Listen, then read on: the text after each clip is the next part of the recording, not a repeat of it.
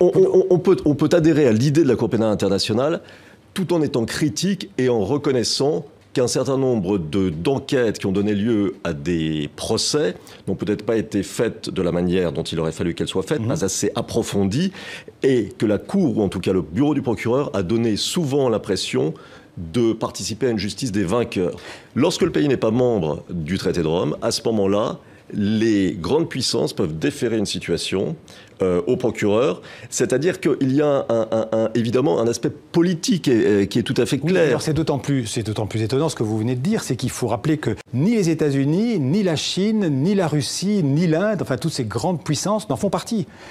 Ils se méfient beaucoup, et il faut dire aussi que cette cour, c'est quelque chose de tout à fait extraordinaire, puisque c'est la première cour permanente pénale et universelle dans l'histoire de l'humanité. Mais cette universalité a des limites. Sa légitimité en tant que cour universelle repose sur les Africains, naturellement.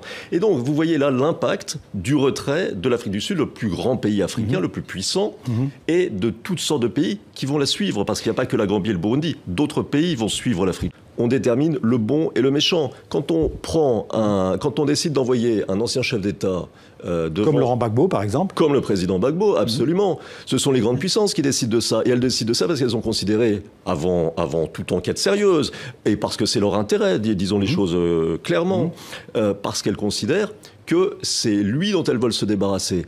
Et en essayant de le délégitimer, en l'envoyant devant la Cour pénale internationale, elles essaient de légitimer naturellement son remplaçant. Ça ressort de la décision libre du procureur. Et c'est là où le bas blesse, vous comprenez ? Parce que les Africains perçoivent les décisions du procureur comme politiquement orienté, et orienté notamment contre les Africains. Et tout le problème est là. C'est pas une question de moyens, c'est une question d'orientation. Et c'est une question, je dirais, d'aller ou pas dans le sens des grandes puissances. Les pays africains ont senti, ou cru sentir, ou perçu que la Cour, le procureur, on parle du procureur, allait dans le sens des grandes puissances. Tout le problème est là.